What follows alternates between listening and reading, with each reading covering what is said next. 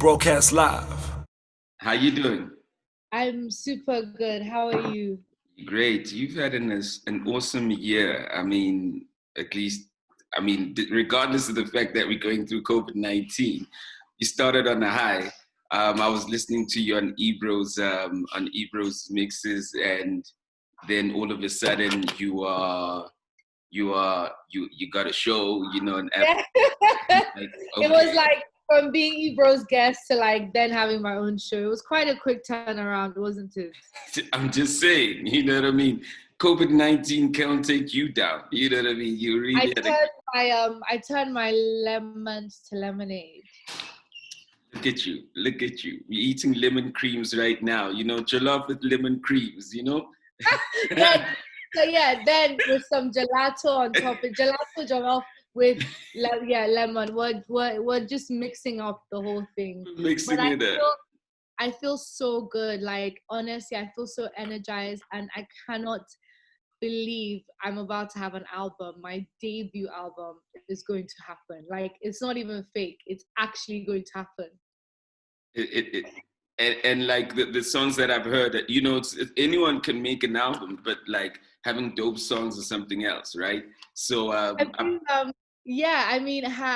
it's been quite crazy. Like, I like to think my songs are dope, but like, a lot of my fans, I call them cupcakes, and they did say actually they prefer me as a DJ. yeah. So I had this journey where everyone was like, Cuppy, stop singing. And I really, really, I haven't actually told anyone, I took vocal lessons. I really wanted to sing. And so I'm just so excited that people have responded positively to Jollof on the Jet. But then I just got so excited. My favorite song on the album is this dance hall record. And I begged my label and my management to let me drop it. Yeah. And I dropped it. It's called Karma. Karma with Stoneboy. Yeah, I heard it No, already. like, I just dropped it. It's not meant to be out, but I was so excited. Like, I dropped it a week before the album, and people can't believe it's me on the song. I won't lie to you. I played it the first time. I got it last week, and then I just played it again, because Jollof. I'm already in Jollof, Yeah, everyone said Jollof is their song, but now, like, on Twitter, I started a poll. We have like 15,000 votes. People are saying that they can't choose between Karma and Jollof on the Jet. Well, I think Jollof is literally like the joint that in my view, I think Jollof is the joint that actually that breaks you, because even the features on Jollof, it's a nice song, it's playful, you got like memes, viral videos around it, it's playful. But Karma, did you see the challenge? Yeah, I saw the challenge. So, yeah. People were eating jollof in like I'm not even joking, like, honestly, the craziest places ever. I was so worried because of like health and safety, like under the car, on the road, like inside the well, it was madness. But yeah, Jollof on the Jet, Rema is like the hottest artist on the continent. Yes, shout out to him, yeah. And Rayvani is the king of like East Africa. It's a heavy collab. So I'm just so excited. And it just, I think, gives people a glimpse of what's to come. Have you heard the album? No. I've only heard the two joints. I've only heard the two joints. I can't. Well, have you seen the track list? Yeah, I've seen the track list. Track list. What records are you excited about? A lot of people are saying they can't wait for Wyclef. Can I be honest with you? Well, my history, I'm a musician too, and I feel like I've been listening to music so I never, ever, ever have an expectation. I want to be surprised. You know what I mean? And that's why when I heard Karma, I was about to say Karma for me feels like Karma's a joint. You know what I mean? It's a song. It doesn't need a challenge. It just needs you to sit down and listen, and you be like, okay, that it feels good. I'm so glad you said that. I literally just beg everybody, listen to Karma. Like, give me 2 minutes, 2.5 minutes of your time. Just listen to it and tell me whether or not you think I am not meant to be singing.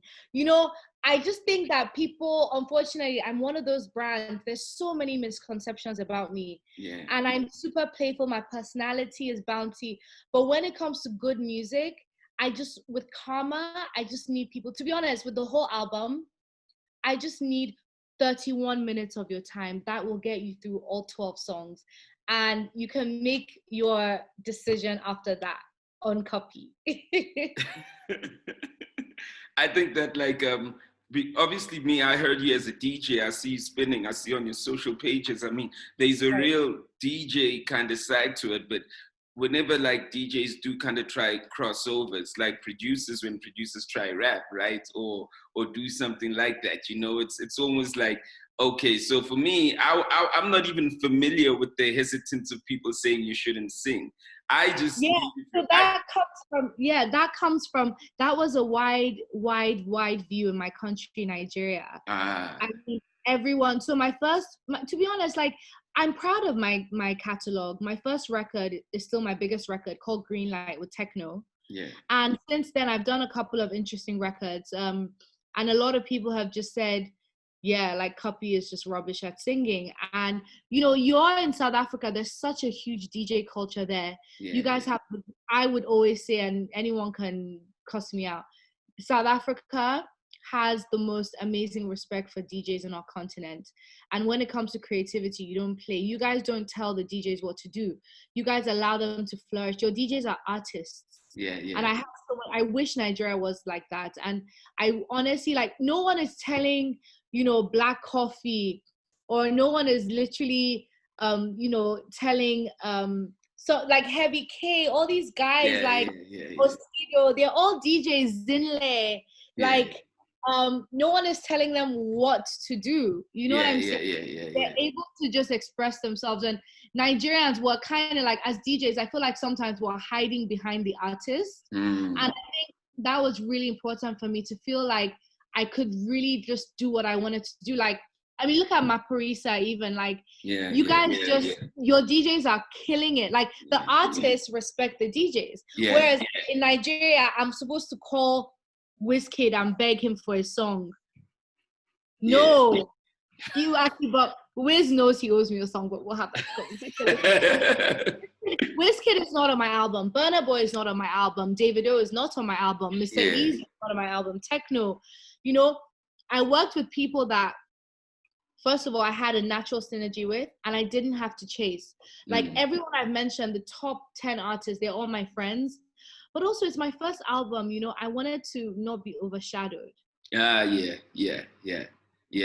I mean, look, the way I saw it is that even when you talk about the South African landscape, the DJs are like master curators, so they don't even get on a song and sing. You hardly hear them singing, right?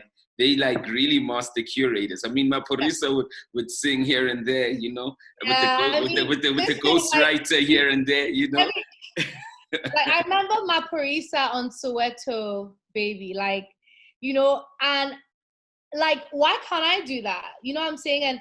But I'm known. I mean, look at me. I'm a rule breaker. I'm a rule breaker, and I'm also a curator. I mean, I have my own freaking radio show on Apple Music. And again, people are like, oh, wait, why do you have a radio show? But you're an artist, but you're a DJ. Like, I will break any rule because I feel the need to express myself in whatever medium. I think that like one thing that we've kind of, we were celebrating one of the DJs that passed away like last week, in South Africa, Bob Mabena.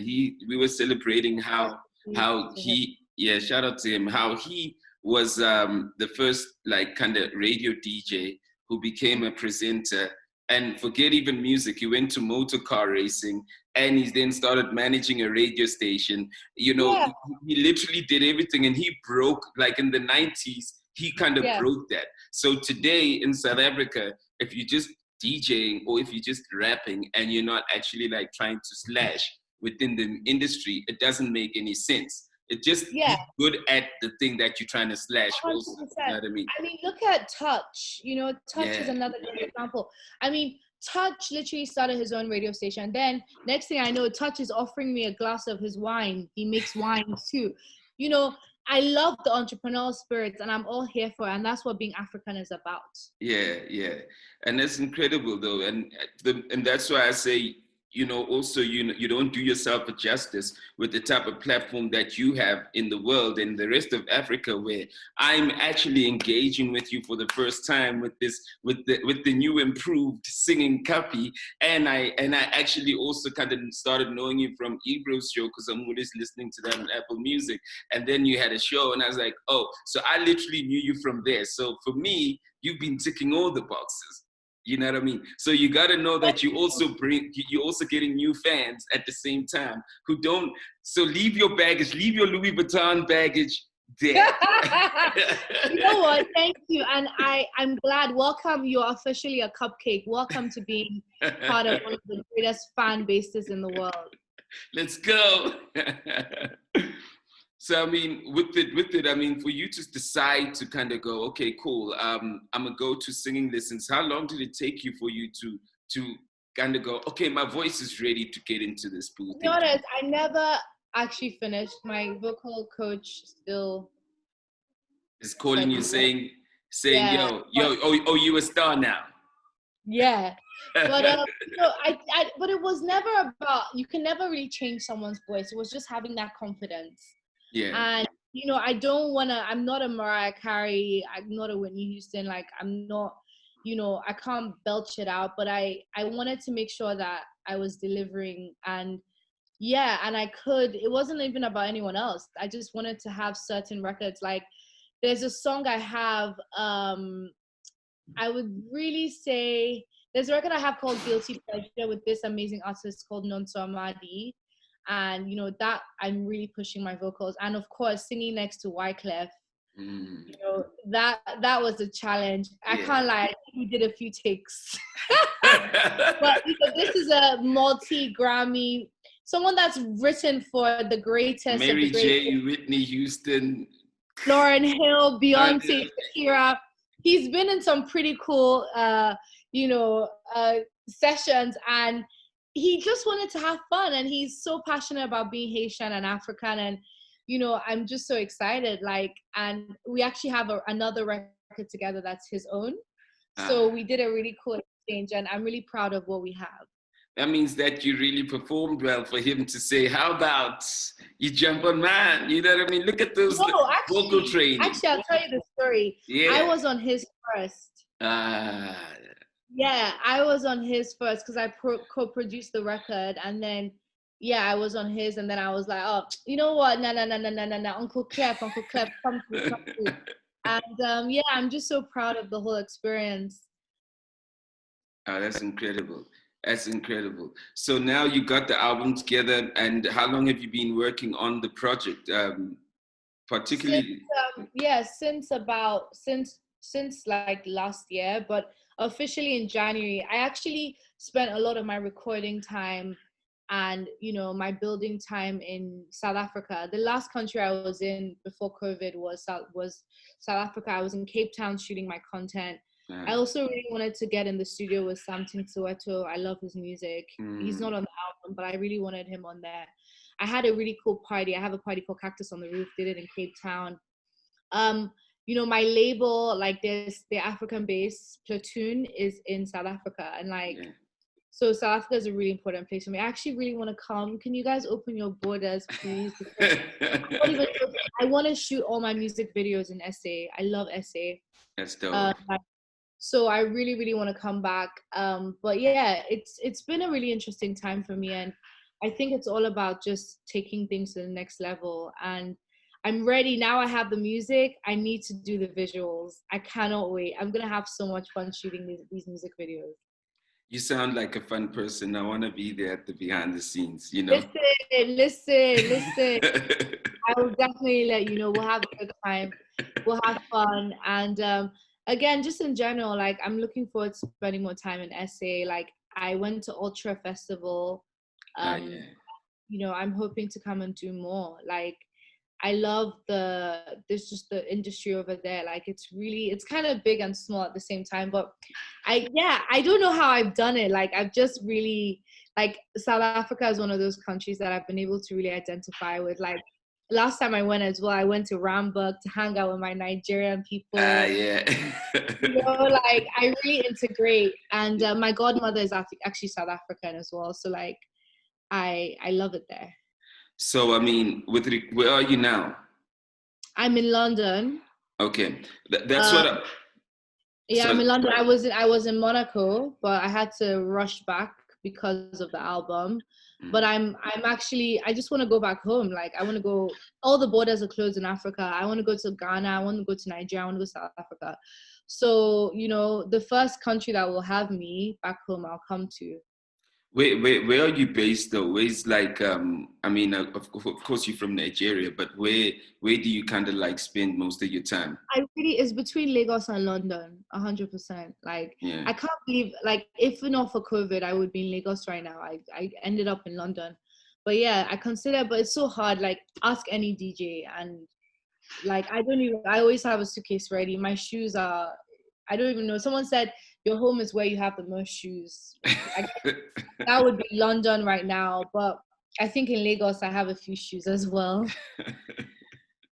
And with that being said, you know, I mean, and this is just you know, there's so much happening in Africa right now, and I almost say that there's this generation of Africans like Burner, like Coffee, like Simi, who literally like Master KG, who literally are being heard in the world like in as young people, right? And I think that from a perspective of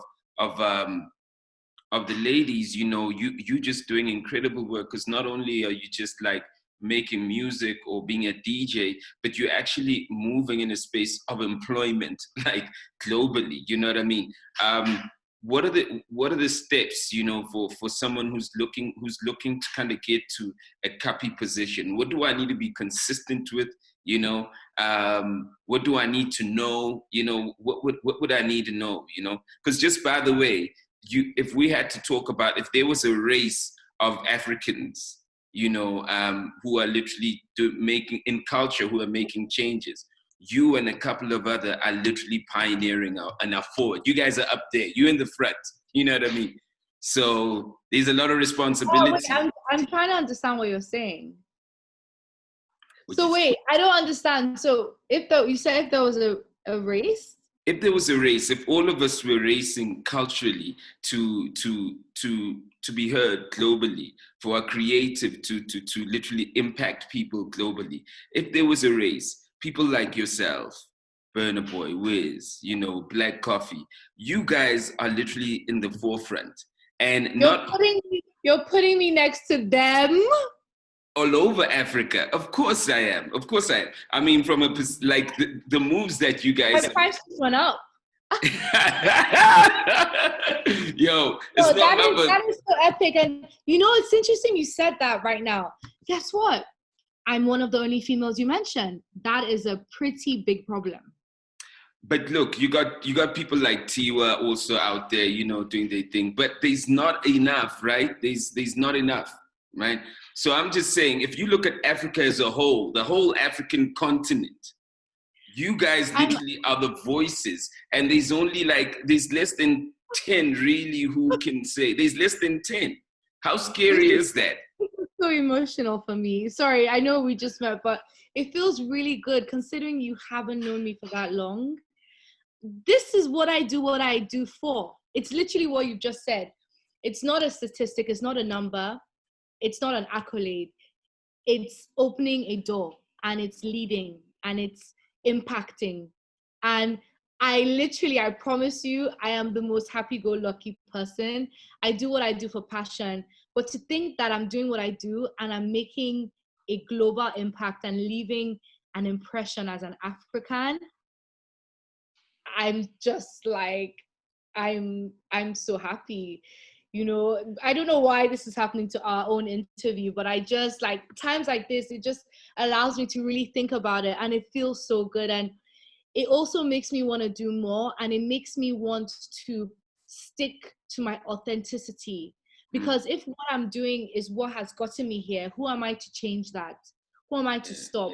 Who am I not to be unapologetically African? Who am I to try and blend into a crowd? You know, it feels really good. And You're asking me how I'm doing it, and I'm telling you, it is just me being me. Like my album being original copies because I want to be originally myself. When I first moved to the UK, I had people telling me I need to be this kind of person. I need to make this kind of sound. Cuppy, you need to rub shoulders with these kind of people. And actually, I'm like, I'm sorry, F that ish. Like, I'm going to be me. And guess what? The minute I started being myself, things started working out. And you realize that only your passion can get you this far. Like, at the end of the day, I have to be my biggest fan. Nobody is going to go harder for me than myself. Yeah. Not my manager, not my family, not my label. Like, I am going to be the person that sets that energy, sets that goal, sets that precedence. And only my passion can get me through those good days, those bad days. So my advice for anyone is really do what you love. Like, I cannot believe this is my job. I get paid to celebrate and play music with people. I get paid to tell a story. It feels so good. It doesn't feel like work. Like speaking to you doesn't feel like work. And it's the most amazing thing ever. And I just want to encourage everyone to live a passion-led life. You know, like I said, where I'm from, me being a DJ is unheard of. I come from a very entrepreneurial family. I had a lot of options, but I wouldn't trade. I probably would be making more money right now. I wouldn't be single. I wouldn't have pink hair. But guess what? I am so happy. Happiness is key. Happiness is key. And whatever you do, do it well. Anything worth doing is doing well. I'm going to leave you with that.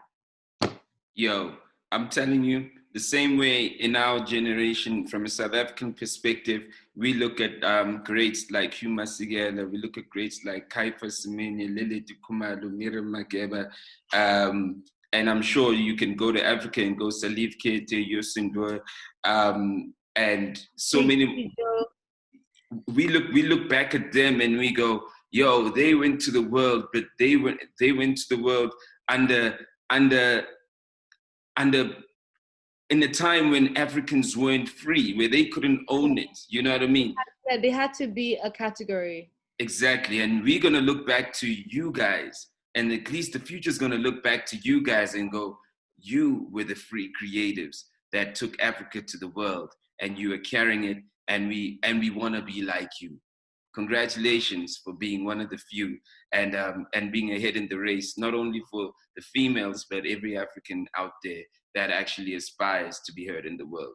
Shout out to you and good luck.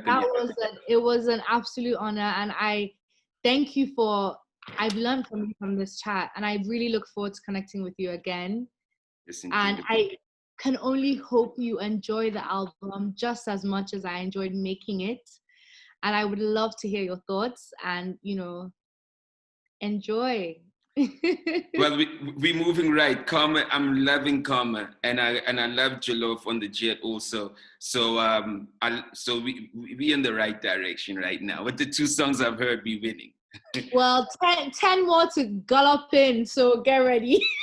Yo, DJ Cuppy, good luck for everything and congratulations on the amazing year. And I'm sure the album is just as amazing. You can't be around so much inspiration and not make an amazing album.